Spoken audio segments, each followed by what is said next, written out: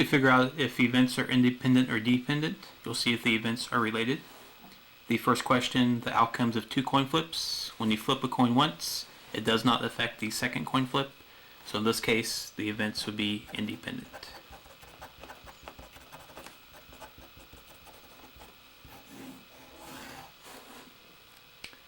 In the second example, sending 2 students to the library. If you have a class full of students and you pick a single student, that reduces how many students you have in class, which will change the percentage or chance of selecting the second student. In this case, the 2 events would be dependent.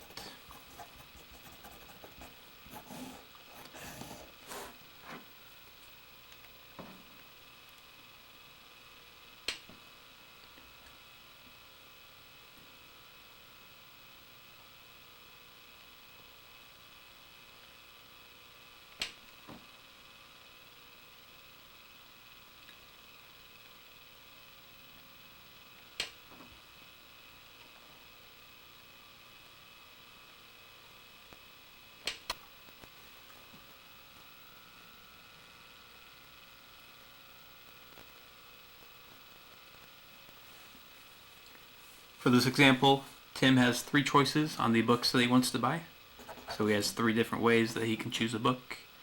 Each book is also available on print or CD, so he has 2 choices. So we'll multiply by 2, 3 total books to choose from, 2 ways to choose those books, which would be 6 total choices.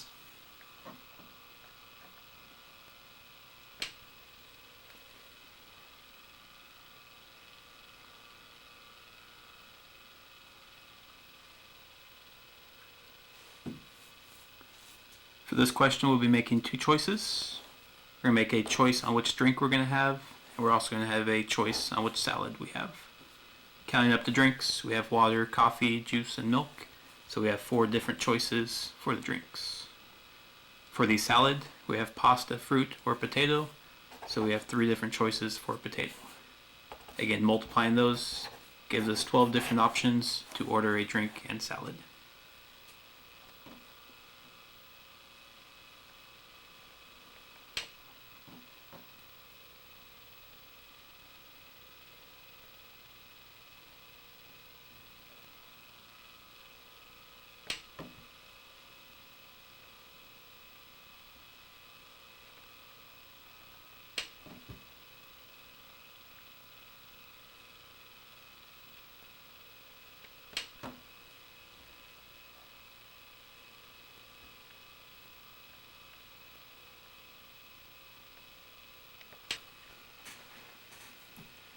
For this first problem, we'll have 5 numbers.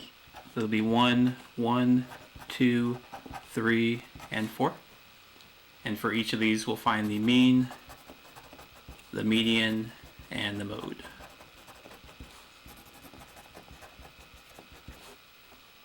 Again, the mean is the average. To find an average, you'd add up all the numbers. 1 plus 1 plus 2 plus 3 plus 4.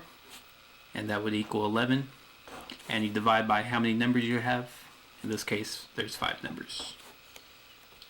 Our mean would be 11 over 5, which you can leave as a fraction. Or if you get a decimal, that decimal would be 2.2. The median would be the middle number. Basically, you'll start crossing off numbers from left to right until you get to the middle number, which would be 2. The mode would be the number that repeats the most. We had the number 1, which repeated twice, so our mode would be 1. Second question we'll do.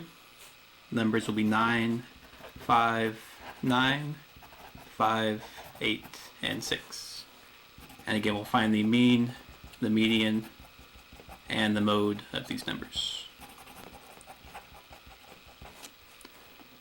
Best thing to do when you have numbers is to put them in order first.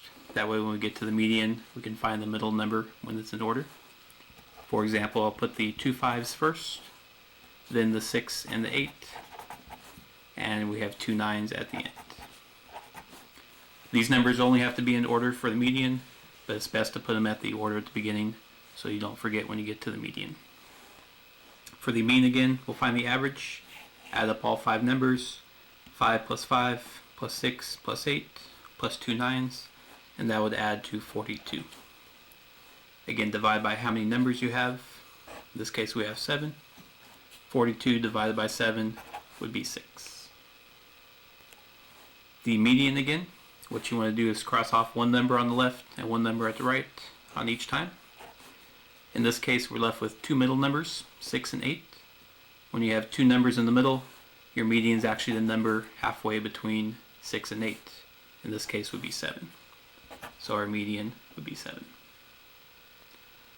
The mode again is the number that repeats the most times. We have two 5s and two 9s. They repeat the same number of times. You can have two modes, 5 and 9.